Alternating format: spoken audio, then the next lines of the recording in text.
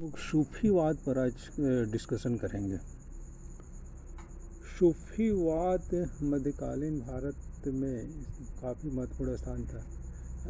असल में इस्लाम में कट्टरता तो शुरू से रहा है, तो इस्लामिक कट्टरता को कुछ कम करने में काफ़ी सहायक हुआ। मध्यकालीन इतिहास में भक्ति आंदोलन और सूफी आंदोलन काफ़ी महत्वपूर्ण है। ऐसे में दोनों ने एक महत्वपूर्ण दिशा प्रदान किया था। दोनों तत्कालीन परिस्थिति की उपज भी कहा जा सकता है। दोनों समाज में बहुत सारी मांगों को भी पूरा किया। सूफीवाद काफ़ी महत्वपूर्ण था क्योंकि उस समय शासकों में कट्टरता काफ़ी था। उन्होंने ये बताने की कोशिश की इस्लाम में कट्टरता को कम कैसे किया जाए। सूफी संत होते थे लोग, एक खानगाहों में रहा करते थे और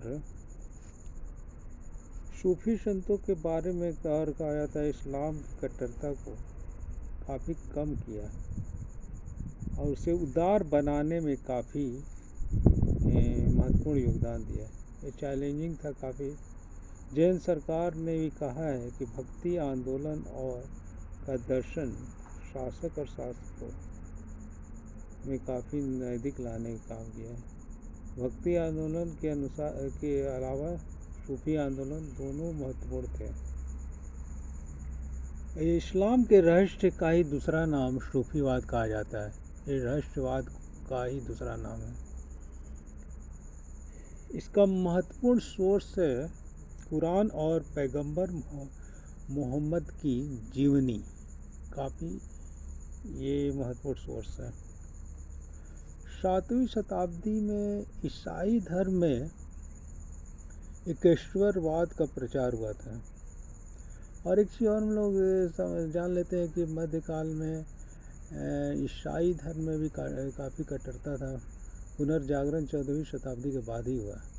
उस समय इस्लाम में और एकेश्वरवाद यहाँ पे ईसाइयों में भी काफ़ी कट्टरता था और हिंदू धर्म में भी काफ़ी कट्टरता था। भक्ति आंदोलन जिससे काफ़ी कम करने में मददगार बना। ये कहा जा सकता है कि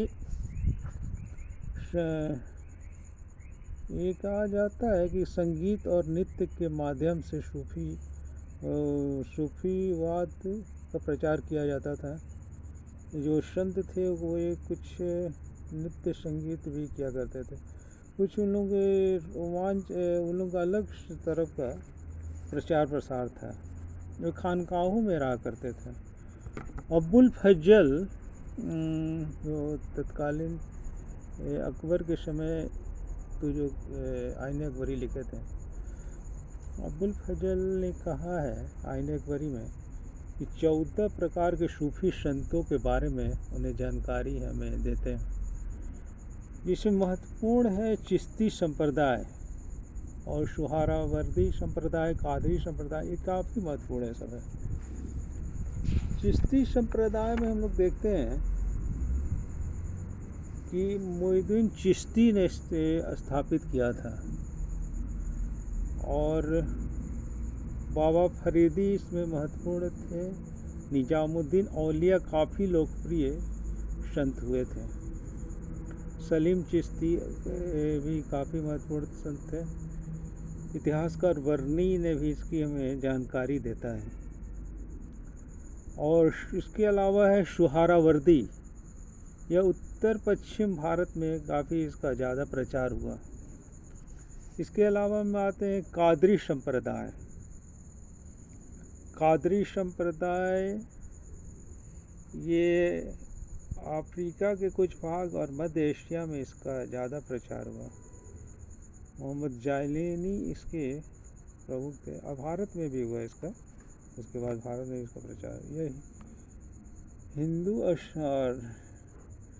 सूफीवाद से अब हमें यह भी देखने को मिलता है कि हिंदू और इस्लाम के साथ भी संबंध अच्छे कायम हुए।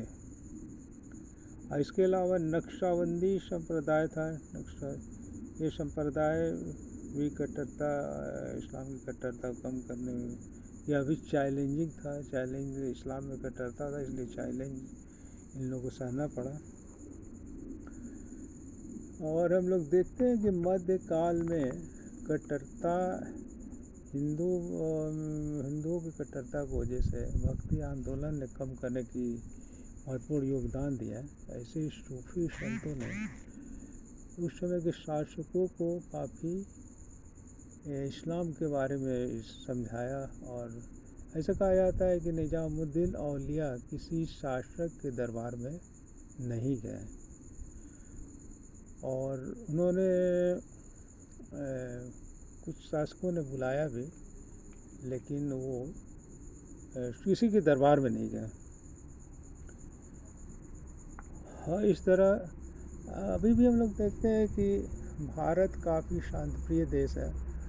और उस समय भी इल्तुतमिश के समय मकबरनी, जिसे चंगेज खान ने खदेड़ कर भगाया था, और उससे पनाह लेने के भारत आ रहा था। लेकिन भारत में इल्तुतमिश अपना उस समय शासन को और खतरे में नहीं डालना चाह रहा था, इसलिए मकबरनी को वापस भेज दिया। बोला कि आप यहाँ के वातावरण आपके लिए सही नहीं है।